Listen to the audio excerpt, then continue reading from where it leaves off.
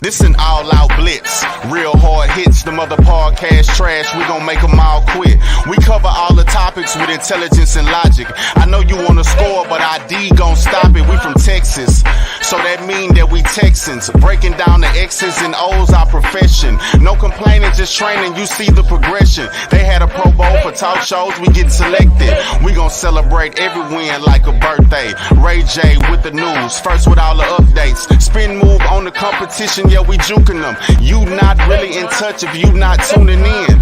This is Crenshaw, Briggs, and VT. We want the touchdown, we not trying to go for 3. And it's best if you get up out the street, cause them bulls out the pen and they bout to stampede.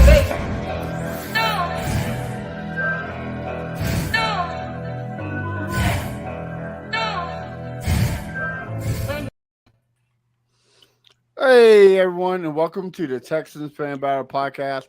Tonight we have a huge host, but before we introduce him, I'd like to introduce you my amazing trio. With me, I got my A1 since day one, Mr. Crenshaw. Say hello to the folks. Astros world champs. Let's go. Yes, sir. And always, we got our other Twitter legend, Mr. VT Brown Chubby Bear himself. Say what's up to the folks. What's going on, guys? And guys, our special guest, me and Crenshaw, when we first started this podcast a year ago, we said our main goal was to get this man on, and now we have him here. So if you've been watching the Texans, listening to the Texans, you heard this man's voice, the voice of the Houston Texans. We got Mr. Marc Vandermeer. How you doing, sir? Hey, I'm doing great. Thanks so much for having me on, guys. Looking forward to getting back at it after the mini bye. Yeah, right. Thank you. So, Mark, are you an Astros fan? Did you celebrate the World Series or?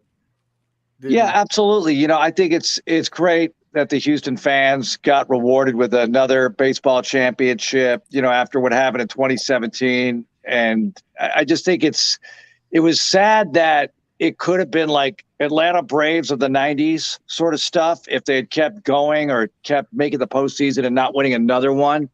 But I think they certainly deserve to win another one. And I'm glad they did it. You know, it's such a run they've got going on. I think it's an inspiration for everybody.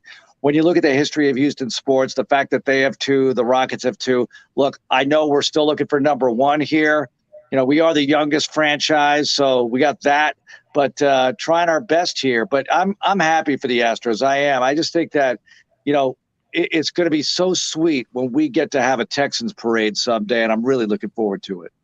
Yes, sir. Hopefully sooner than never.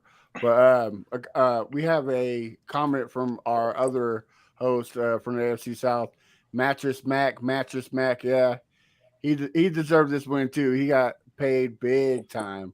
So congratulations to him. Well, Mark, kind of kicking it off, we got some news today from the Texans saying that Dameon Pierce was did not practice. Brandon Cooks was limited to practice, and Nico Collins starting. Do you see Brandon Cooks and Dameon Pierce playing in Sunday's game? You know, we'll see soon enough, guys. I just think that Wednesdays are a little tricky. One thing about Pierce is he takes so many hits. And, you know, he does not shy away from the contact. You know, this is not one of those running backs that's going to elect to run out of bounds much. And, you know, maybe on some occasions he should, but he's fighting so hard for every extra yard because the offense just doesn't have enough firepower right now. And he is the firepower, really. Look, that's not taking anything away from what Cooks or Nico or what Mills can do with the other guys, the tight end group. And I love what I've seen out of Dorsett. I really think that there's even more there. And speaking of more, Chris Moore as well. But Pierce is it. So whatever rest he needs, whatever healing he needs to do, go for it. And look, Cooks is off to the side, and I know he's got the wrist thing or however they're labeling it right now. I think that's just a unique situation after everything that went down last week, and we'll see how it plays out. We've been through a lot, haven't we, guys? And, you know, I know that we're going through more here. You know, we're going through our 3rd consecutive season of this kind of stuff, and it's very difficult to take. Now, the last 2 years are very different from what 2020 was, and this year is different from last year, but it's still tough to not win games because for a while, this franchise had it going on, particularly in the division. all the winning seasons, playoff appearances, and playoff wins, and all of that. So we just have to like get through this part together. Oh, most definitely. Chris, I'll kick it to you. What do you think? Do you think Pierce shows up? Oh yeah, Pierce is gonna show up. He's a type. Right now he's a type that he don't need to practice. Just be there on Sundays. We're talking about practice here. Allen Iverson. Right. Practice. Hey, but I'm curious. When Brandon Cooks, if he ever comes back, does he get the captain label back? That's a great question. I don't know. I would say no.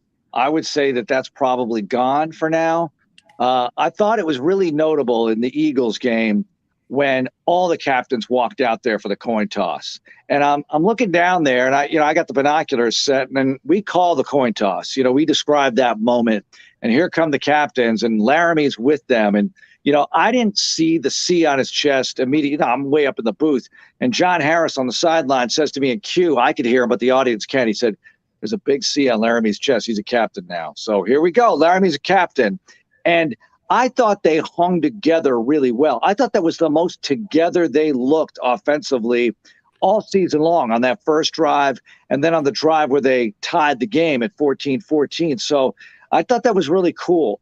And maybe it fired Laramie up to be a captain. I was about to say he played a heck of a game that game too. So I mean, maybe he did. And I thought that was strong. I don't know if we're going to get to see that again on Cooks. We'll see how it all goes, because look, these guys spend a lot of time together. There's a lot of stuff that goes on behind closed doors, and I see them a lot. Hallway, cafeteria. We interview them, but there's so much more that goes on that we don't know about, that we don't get to see. So I'm not sure what kind of conversations he's had with Lovey or Nick. Okay. VT, what about you? I'll kick it off to you last. Yeah, so I think Pierce will play. I think it's very similar to what Crenshaw said. At this point, he is our RB1. And the main thing really is just making sure that he's healthy enough to play, and I think he is. Whether Cooks plays or not, that remains to be seen. I've actually said that I don't mind it if they bench him the rest of the season. We looked pretty good without him, with Moore and Dorsett out there. We didn't see a lot of Akins this last time, but when we did, we saw Akins be a threat as well, specifically on third downs. To me, I'm actually happier if Mills is spreading the ball around than just going straight to Cooks. Last season, he targeted Cooks 160 times. I know I've said this on this podcast before, but just to reiterate this, the next receiver was Nico Collins at 40. That's a huge gap. So if he can target more receivers and he doesn't have to just stick with Cooks, that bodes well for his future. And I know we still have this whole split debate whether Mills can be anything or not, but I'm still in the mindset of I still want to wait and try and see, because I've seen flashes of awesomeness, particularly the first half of that Eagles game. It's funny you mentioned that, because I was saying that even in the offseason, that Mills' numbers without Cooks in the lineup were noticeably good. You look at the Charger game last year where Cooks didn't play and Mills played well. You look at the second half against Tennessee when Cooks didn't play because he went out in the first half with an injury, and Mills had 3 touchdowns and ended up throwing for 3 bills that day or whatever it was. So almost came back and won. Yeah. Against the Eagles, I thought, well, without Cooks, I would not be surprised if Mills had his best game. And it's not a dig on Brandon. Brandon is an outstanding receiver, and you want him in the lineup. You want everybody happy, harmoniously in the lineup. But it's interesting how Mills does put up good numbers without him. So we'll see where they go from here. If he doesn't practice tomorrow, Brandon, well, that's certainly a sign. Yes, sir. Well, before we break down the game Thursday night, I wanted to get y'all's take on not Texans, but close to the Texans because of the division. So last year we were almost a laughing stock for hiring Josh McCown, a coach with no coaching experience. Well, I think it was Tuesday, the Colts announced that they hired Jeff Saturday as interim head coach. Last time he coached was high school and it was 3-7. Mark, I kick off with you. What's your thoughts on this? Is it strange or did you? It's very strange. Look, okay. It's incredibly strange when you hire a guy that has 0 coaching experience, and I don't care what he's done at high school level or look. I coached flag football with my kid in the spring, and we run one hell of a Vander offense. But that doesn't mean I should be a coach. Now, I know Jeff Saturday's way more qualified. I'm just making a joke here. But right. the people on staff, one of those people should have been the interim coach. You have Reggie Wayne on staff. You have Bubba Ventrone. You have all these people. Gus Bradley's done it. You have all these people who could possibly take over as interim.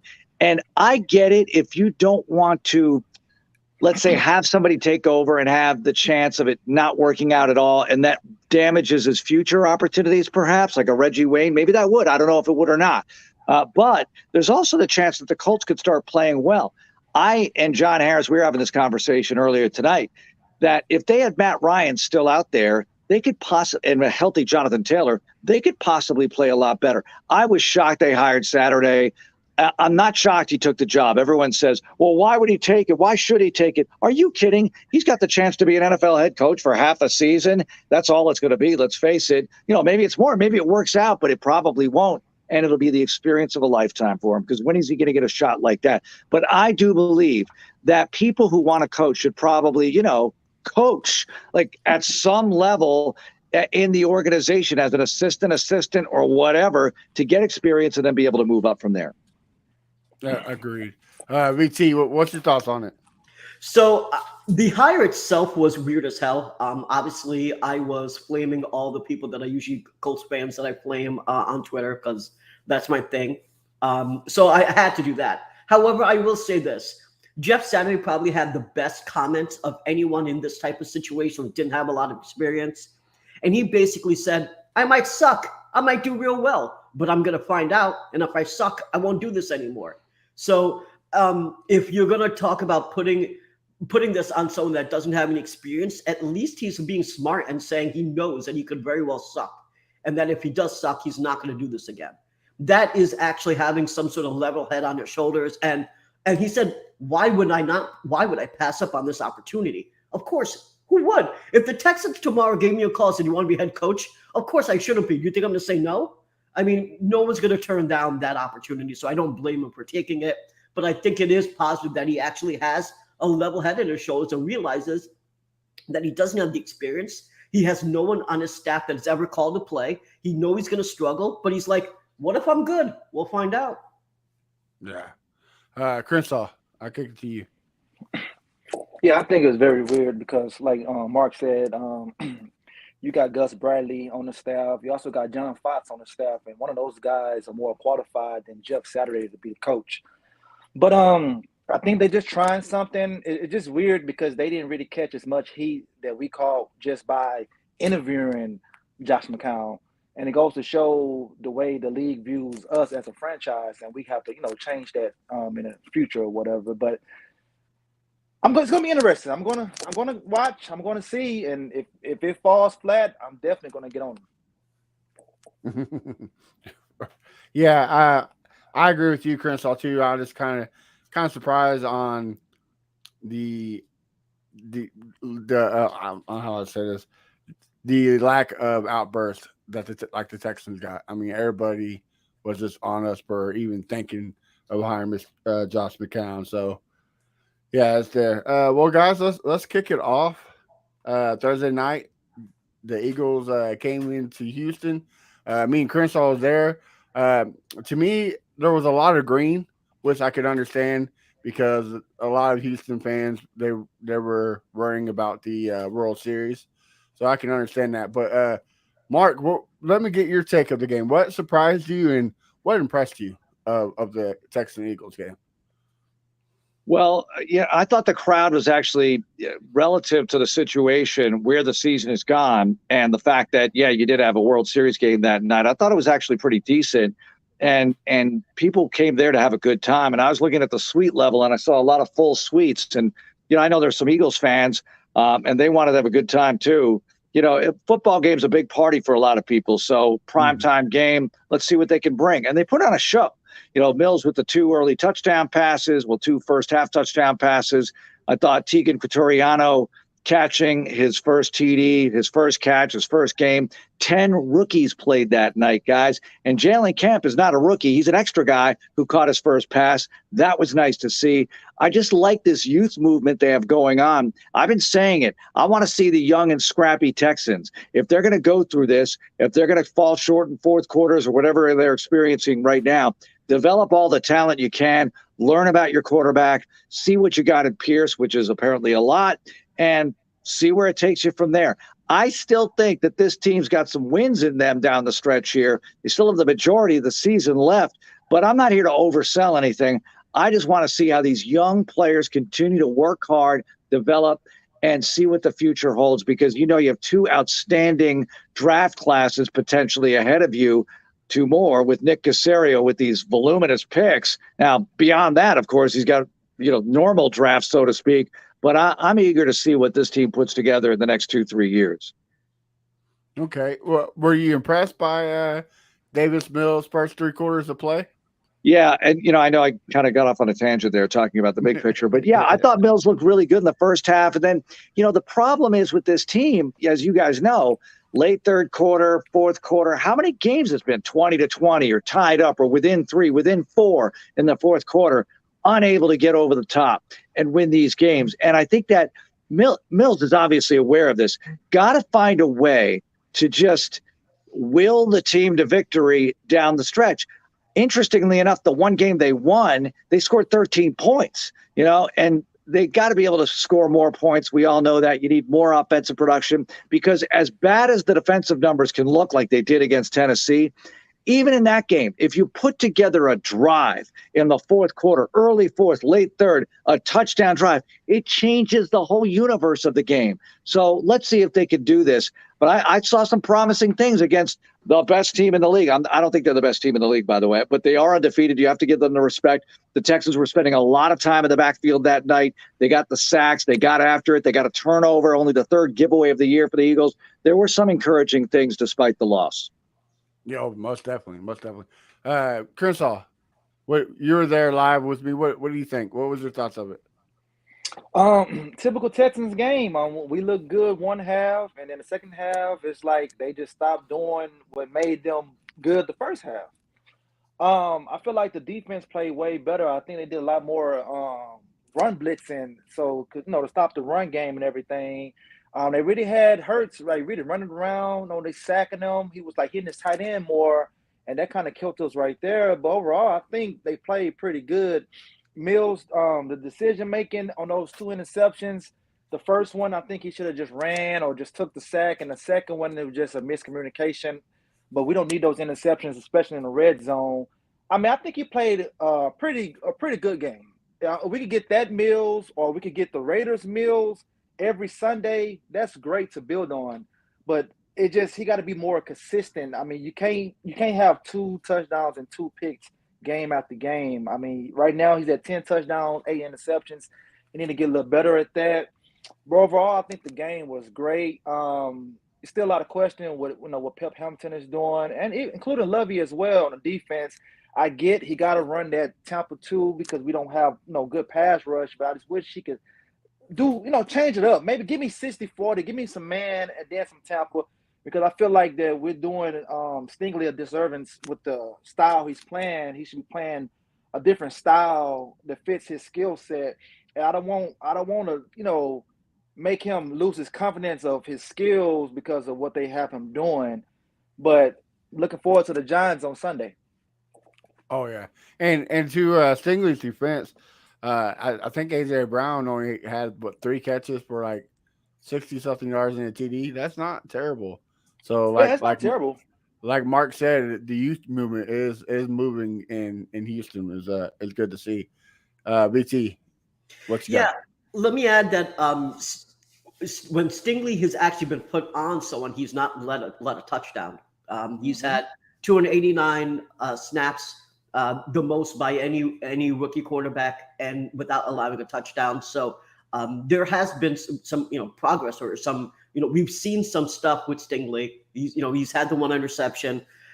A lot of people are obviously comparing him to Sauce. So to put that in perspective, Sauce And he has allowed 288. He has allowed 208 yards. So just to put that in perspective. Now, I understand what you're saying, Crenshaw, about the scheme. And obviously, I've had questions about that as well. The one thing, however, is at the same time that I complain about, I want to see Stingley and more man. The issue is essentially is we can't do that with the personnel we have. You know, for most people, I think most people understand this, right? The whole reason why Tampa 2 should work is that if you keep everything in front of you and you're tackling properly, you're never really allowing an explosive play to happen. The problem is our guys can't tackle, so we don't really get the benefits of Tampa 2. But I do believe that there's this narrative that Tampa 2 can't work in the modern NFL, and I believe that's incorrect. I believe that if we had the proper personnel, we'd actually be able to pull off Tampa 2, and no one would have this set of mindset, and I wouldn't have to read articles about how ancient Tampa 2 is.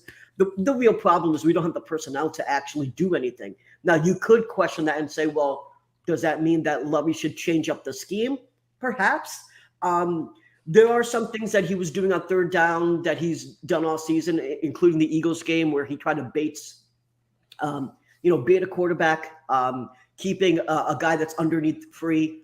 And then obviously the point is that you've got a DB that's going to be right there to slam him well before he hits the first down marker. You know, that's the goal. The only thing is that doesn't work on better QBs, especially QBs that aren't rookies. They already see that that's what he's going to do, and they're going to try to make a play with their receiver, or they're going to run tuck it. That's I just wanted to say that part in terms of Lovey's scheme. However, overall, the first half I was very happy with the offense. Obviously, you know, Dameon Pierce is a beast. He is him. You know, that's clear to say. Wish we had more offense in the second half. The one thing that I'll say that I didn't pick up on right away, there is a guy named QB School, which you may have seen my tweets and stuff because I was retweeting his stuff out. And obviously I was complaining about the offensive line, specifically Scott Quesenberry. But one thing I didn't realize was that when Mills got hit a couple times by Hargrave, no one helped him out either time. So I don't know what's going on there. I don't know if there's starting to be some locker issues. I really hope not. But that was interesting, something that he pointed out. That's obviously more than just ball. Like both times, you know, your quarterback goes down, someone's got to help him up. No one's even helped him up. I also, he brought up the fact when he was looking at the film is that if you look at not just this game, but others, Mills has actually had to been the one to tackle the dude after he's thrown an interception. That's actually concerning. So I do have some questions here. Regarding how is the team feeling? What's the locker room like? Because what I'm seeing on the field shows me that there's some issues. And obviously I went on my rant last week about how we should have traded Brandon Cooks because he could cause some issues. And I'm going to continue to have those concerns. Yeah. Real quick, my take is I'm glad to see Davis Mills actually move his feet. Yeah, one cost us an interception, but at least he's not back there getting hit like a statue. He's moving his feet. He's extending plays. So I'm finally glad to see that happening.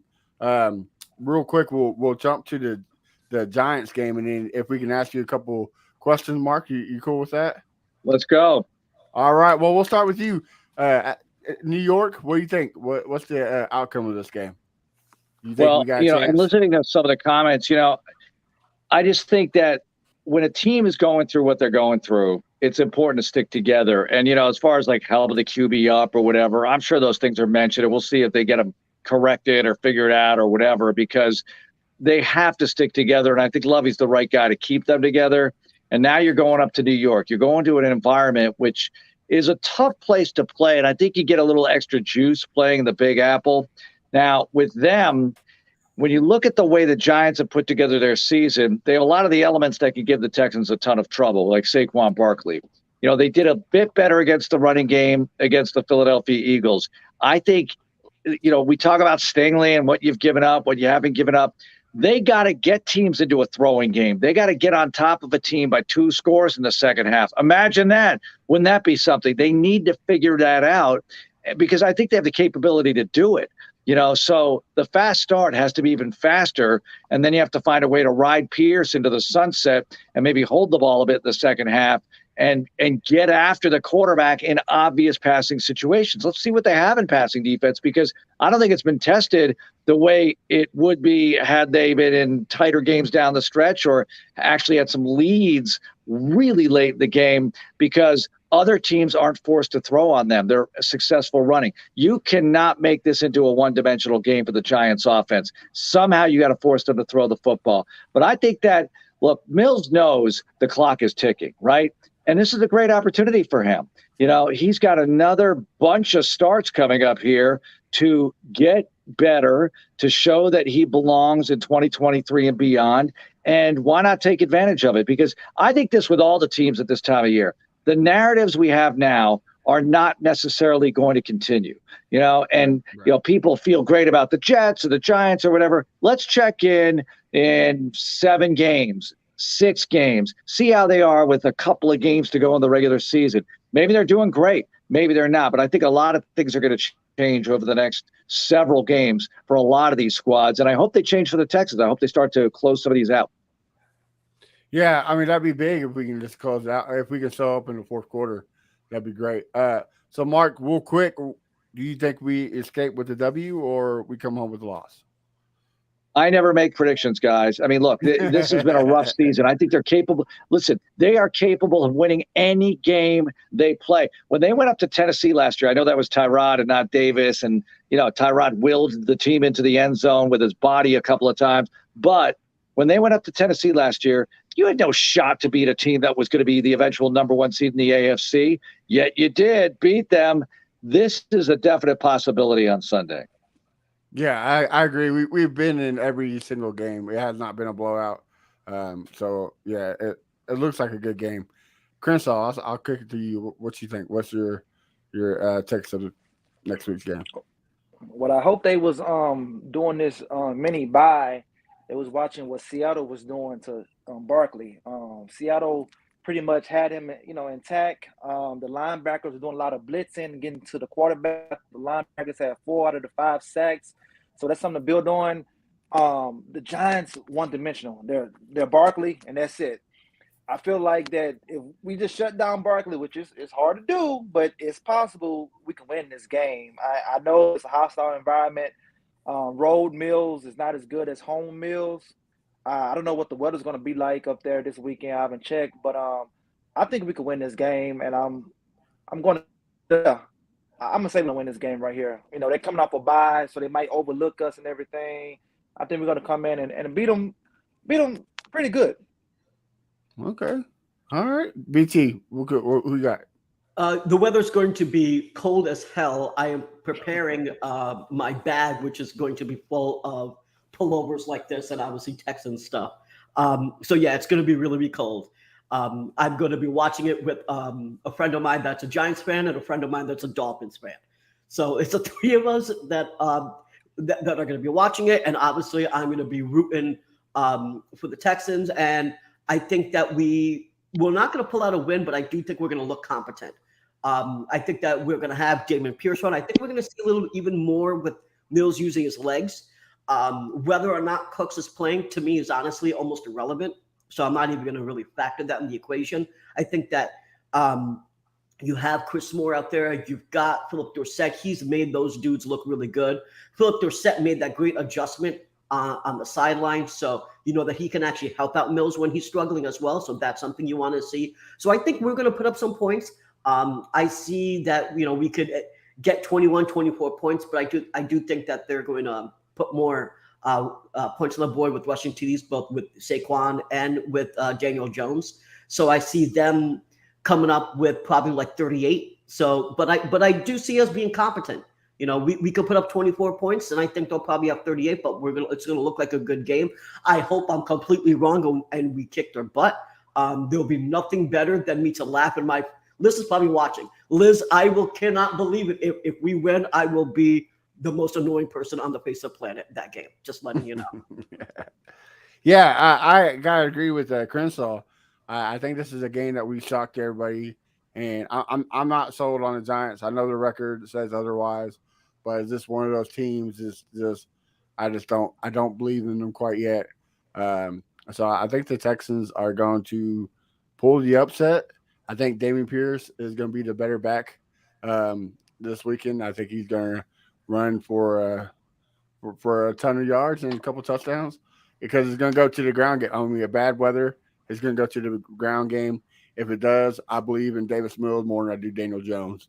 So, yeah, I got the Texans pulling off this one. So, well, Mark, let's kick a couple questions off if you don't mind. Sure. I'll kick it off. You've been in this business in a long time, and you've been great at it. What does it take to accomplish that goal in this kind of job atmosphere? You mean to be the play-by-play voice of an NFL team or work in the business? All of it? All the above, sir.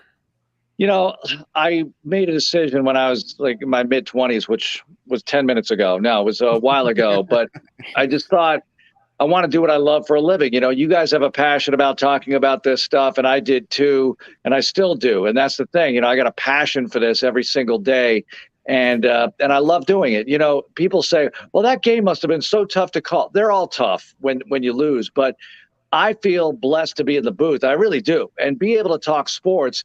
Look, I'd rather we win, but just to be part of it, you know, and I've had a lot of opportunities to do other things in addition to this or whatever, which are national, where you don't have a rooting interest necessarily. All the national broadcasters, what they're really rooting for is for the team that's trailing to come back and win. They want who's ever down to come take the lead because they want that drama, right? But when you're the voice of a team, when you work for a team, you only care about that team, and you care about them more than anything. The passion is so strong. And, you know, I was with the Miami Hurricanes before this and some other teams. And, you know, I still love those teams because I was with them. You know, they're part of my DNA. But there's nothing like the Houston Texans. And, you know, I can't wait till we are there and we're able to get to the top of the mountain. And I know it's going to happen sometime. But the joy is in the journey, man. If you can't enjoy it. Now, look, it's tough to enjoy the losses as much as the wins. I get it. But every win I savor. Beating Jacksonville this year, it felt great. I love them all, and I love being part of every first down, every play. It's a passionate thing for me, and that's why I'm a part of it. All right. Good answer. I love it. BT, what you got for Mr. Vandermeer? So, obviously, Mike, I've heard lots of interviews with you where you've answered questions about like what's your favorite point that you remember and what's the worst point and stuff like that. So you've answered those type of questions. What I want to know is when you have a season like we've had, you know, a couple seasons in a row, and you're obviously passionate about the team, you obviously want them to succeed.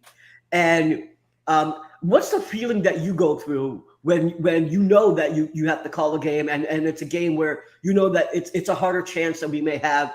You know, we're going to play the Chiefs. You know, I mean, that's going to be a difficult game. Like, what's the feeling that you're going to go through where it's obviously where everyone is, all the analysts are saying that we're going to lose by 3 or 4 touchdowns. You think that's maybe what's going to happen. How do you prep yourself for calling a game like that? You know, calling a game is never an issue. All right. Every game I get up for, I'm totally excited for, no matter how big an underdog the Texans might be. That has zero bearing on my excitement for the game. Game day is Christmas Day every time. I'm serious. And preseason too. I love it all. The hardest part when you lose is, say, the shows on Monday, right? Monday's a really busy day for us. We do a lot of content. I do the show on 610 in the morning. You know, those shows get to be a lot tougher to not get up for, but just to get ready for, because you know what you just went through. Sunday nights after the Texans lose, I can't sleep because I'm working through it all. I'm thinking like, what could have been better? What could they have done better? What am I going to say about this or that? Because look, I have this team in my heart, and I want to be able to convey the kind of passion that I have and the kind of excitement that I have, and looking forward to the future. And the next week, you know, Monday starts a new week. You have another chance on Sunday. It's been tough, you know, the last 3 seasons in that way, but I never have a problem. Game day, it's bliss to be part of it. Now, if a game slips away, and look, none of them have slipped away this year the way they were last year. I mean, last year you had 5 blowouts. It was extremely difficult, right? In the process, you know, losing to the Colts 31-0 at home. My goodness. This year is like you're in every game. I said it. It's the young and scrappy Texans. So, I never have a problem getting excited for the game or the shows, really. Johnny and I will have those morning shows on Mondays where maybe the Texans just lost in a blowout. Maybe they just lost, whatever the case may be. And we're like, man, what are we going to do? We flick on the mics, 8 o'clock, bam, we're going, and we enjoy it. We enjoy talking ball. We want to talk about what happened. We want to talk about what's going to happen. And it just feels good to talk it out. And I love it. Oh, yeah. Crenshaw, what you got? Well, first, I want to say, we both have a son named Liam. So that's pretty cool. Wait, I missed that. I was saying we both got a son named Liam. Can you hear me? You both have a son with the same name. Yeah, you both Same have a name. son named Liam. Oh, okay. Liam. Okay. Sorry. My earpiece is fading out. Oh, okay. Okay, well, I want to ask, when you was calling for the Hurricanes and calling the championship, which game have your most memory, the football one or the baseball game? Oh, interesting. Yeah, baseball national championship was awesome there in 01. Rosenblatt Stadium, Nebraska. I'll never forget Nebraska was playing. We didn't play them because they weren't in our side. But when Nebraska played, it was their first ever appearance at the College World Series, and it's in Nebraska. It was electric. When the Hurricanes played, see, everybody hates the Hurricanes no matter what the sport is. It's kind of like the Astros, right? Everywhere you go, people hate you. And with the Miami Hurricanes, you travel around with the Miami Hurricanes, go to Morgantown, West Virginia, go to Blacksburg, Virginia. You get off the bus with the Miami Hurricanes, you are the villain. And it's awesome because we were really good back then. So as great as baseball was, winning a football national championship at University of Miami was unbelievable. With that team, Andre Johnson, all those guys, that was great. My favorite game there was Wide Right 3 against Florida State in 2000. And it was an unbelievable game. I mean, the field goal missed wide right at the end by Florida State, and just a terrific afternoon. There were so many NFL players on the field. It was kind of like the, Alabama LSU games that you've seen over the years. A couple of years ago, the one with Burrow. So I just think that, those will always stand out for me. I love the baseball. It was great. It was fun. But, man, the football national championship. And the Canes were pretty good at basketball. The Canes went to the Sweet 16 in 2000. And I thought that was as good a memory there as almost as good as the football because it was unusual for them as their best finish at the time. Okay. Well, I got one more question for you. I got one more too. So how hard was it for you to leave 610 in 2012? Man, I'm fading out again. Sorry, guys. Go ahead. Repeat that, please. Oh, he said, how hard was it for you? You want to tell me? Go ahead. You got it. Okay. I was saying, how hard was it for you to leave 610 in 2012? Oh. All right. So that's a great question because everything changed business-wise. The station had the rights to the games for the first 10 years, and I was doing shows there. But the Texans and station hired me together. They took all the rights in-house, meaning they were going to handle all the radio stuff, but everything was going to be on 610 and all these shows that we do now, all the ancillary shoulder programming, it's called, all the hours we have during the week, 6 o'clock, Texans All Access every night. And the team, I kind of got traded, honestly, from the station to the team. So there was no decision to make. If I wanted to keep doing the games, I was going to have to go over to the team and do these shows. And I didn't have a problem doing that because I wanted to do the shows. I thought nobody better to do those shows than me. I did love doing 610 mornings with John Lopez. We had a great time, and we were going really good, especially toward the end. The ratings were really good. We were having an excellent time. He and I have terrific chemistry, and I worked with Andre Ware before that. We had great chemistry as well. I love doing those shows because you can kind of talk about anything sometimes, but we kind of do that on Texans radio too. So I'm still very much enjoying it. I love the morning show though. I love doing 6 o'clock to 10 o'clock like that. If we have Texans radio from 6 to 10 every morning, sign me up because that's when I'm at my freshest. I'm pounding coffee. It's a performance enhancing drug. And I love doing that, but it wasn't hard to leave in that way. But it was a different dynamic coming over to the Texans and handling this radio stuff. And I still am friends with the 6'10" guys, and obviously they've changed over the years. And I still feel sort of part of that family, if you will. But, if you're not inside every day, you're a little bit outside. So there is that as well. I'm just glad we're still working with them, with that station. They've been a great partner. Okay. Good answer. I know I believe the game wasn't there in Tennessee, but what was it like seeing Andre Johnson beating down Cortland Finnegan on the Tennessee Titans? All right. So when we did that game, the fight happened so fast. If you go back and look at the replay, especially slow motion, okay, it seems like, they're staging a fight in Vegas. And in this corner, it's Andre Johnson. The thing was over in seconds, right? Even though Andre wailed on him. It's kind of like the Nolan Ryan, Robin Ventura moment, right? And it's funny because both players have this in common. If you say, what was your favorite Nolan Ryan moment? A lot of people might say when he kicked Ventura's ass, right? And a lot of people say with Andre's moment, it's when he beat Cortland Finnegan up.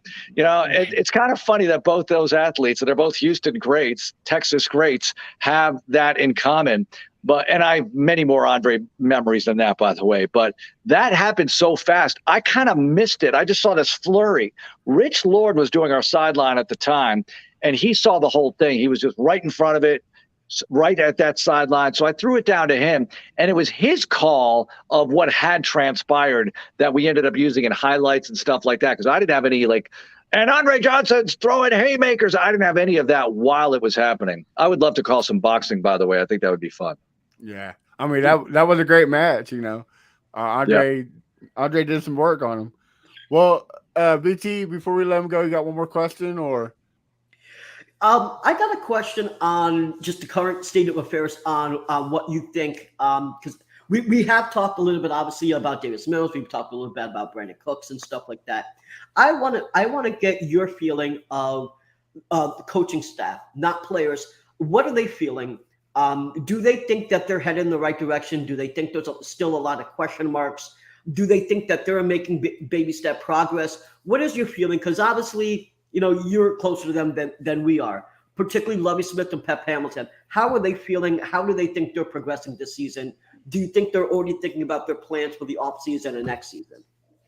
Yeah, I think there's a lot to that. Off-season is a different deal. They are in it every week. When you're a coach, and one thing I've noticed being in the building, no matter who the staff is, whether it's Capers, Kubiak, O'Brien, what we have now, Monday is interesting because win or lose, you have to get out of that mindset of whatever happened in the game and go on to the next one. Otherwise, it is going to be bad on Sunday. Win or lose. The next one is the most important one, and they all have that mindset. And it's really the way we should all live our lives, right? That's why they kind of get tired of talking about it on Monday. It's like, I'm done with that. A lot of the coaches, I'm done with that. The players, I'm done with that. I'm into the next one. And with a lot of things in life, we need to be this way, like something bad happened. Okay, resolve it, move on. Nothing's more important than the next thing that's right in front of you. And that's how they look at it. So I think there's some frustration here because they're not executing the way they want to execute. They know they have some pieces. It's hard to make them all come together. They're playing some good teams here, and they're going toe-to-toe. I know they're frustrated that they didn't do better against Chicago, Denver, even the Chargers. They're right there with the ball at the 20-ish, following a turnover with a chance to take the lead, but they got to kick the field goal. Those kinds of things, I know they irk them, but they're also encouraged by a lot of the young players doing positive things. And they know that if they stick with it, it's going to yield some dividends. And even this year, that's why I don't discount anything that's about to happen down the stretch here. I'm not saying you're going to win all 9, go to the Super Bowl or something, but I think they're going to win some games here. Look, this is kind of what happened last year, right? Last year, I know Mills came back. That was a big part of it. They beat the Chargers, beat the Jags. But I do believe that there are some wins in this club. And I know they do too, because if you're thinking there's not, and you're a coach, there's no way you're going to survive anyway. Okay. All right. Well, Mark, again, like we said at the beginning of the show, you're one of our main people that we wanted you to come on. You're one of our goals to get to come on. So we appreciate you. So now our focus is on Andre Johnson. I doubt we ever get him, but thank you for coming on. Tell us where we can find your work and on social media. Well, all our stuff is on the Texans app, which I'm sure you guys have, and I'm at Texans Voice on Twitter. And look, I really appreciate you guys doing this and talking about the team and sharing your thoughts and the passion you guys have at covering the Texans and talking about the NFL. It is awesome, and keep it up, man. We need more support. We need more Texans talk out there. Let's keep it going. Thanks so much for having me on. Again, thank you for coming on. We appreciate it. All right, take care, guys. Well, hold on, Mark. Yeah. Before you go, can we get a rock and roll? Rock and roll. How about that? Man, I don't know. I'm not ready yet. Sunday's coming. We'll be ready for that. Yes, sir. All right, have a good night, man. All right, you too, guys. Thanks. All right. See ya. You. Well, guys, again, you can find him on the Texans app and, of course, on Twitter at the Texans Voice. Before we go, I'd like to thank our sponsor, Manscaped. Right now, if you enter Fan Battle, you get 20% off and free shipping. Everybody, Christmas is coming up. You don't know what to get your third cousin from your mama's twice removed. Perfect. Yeah. Manscaped. Give them some ball deodorant. Friday coming up. Right. So perfect time. Fan Battle, 20% off, free shipping. You can't beat it. You can't beat nothing free right now. So, BT, tell us everything you're working on and where we can find you, brother. Yep, you can find me on Twitter at Brown Chubby Bear. You can find me on Reddit on Chubby Brown Bear. There's also a new subreddit called Texans Fan Battle. So if you're on Reddit, just try to go to that subreddit. Obviously, the Texans subreddit is there, which I'm on quite a bit. But we started our own, so come and join us there.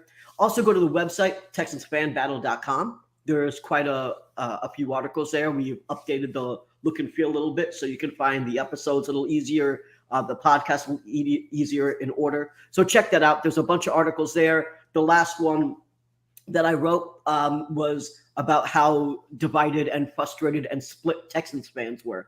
So hopefully that's worth a read. I realize that even though we all have different opinions, man, we're all one. We're all trying to win a chip. But I think it's a good read. So hopefully you guys check it out. Oh, most definitely check that out. Also make sure you check out Instagram and TikTok. Both are kicking off very well. Crenshaw, where we can find you? What are you working on, brother? Well, you can find me at Fifth Ward Crenshaw everywhere, and go Texans, man. You just working on staying spicy, huh? Yeah, man, staying spicy. I'm just, I just stay low key, man. I just stay low key. Hey, that's the best thing to do, bro. Yeah. Guys, before I'll tell you where you can find me. Next couple of weeks, next couple of months is gonna be big for us. So make sure you watch us. We got Owen Daniels coming. We got Robier Smith coming in. We got Drew Daugherty in the next couple of weeks, and we also got Rachel Van Orangi. I hope I'm not murdering that. I need to fix that before she comes on. She's off of 6'10". So guys, make sure you check it out. We got some big guests. Of course, you can find everything from us on Texas Fan Battle, everything, and every major platform podcast wise. And you can find me at A1 Day One Texans. If I'm not celebrating the Astros, I'm talking with these knuckleheads about Texans. So make sure you give us a follow. Until then, guys, hopefully we're talking about a win. But go Texans, but most importantly, congratulations, your 2022 World Series champions, Houston Astros. Right, you got to get that German Pina sign up there. All right, guys, y'all have a good one. We'll see you next week. Go Texans. Peace.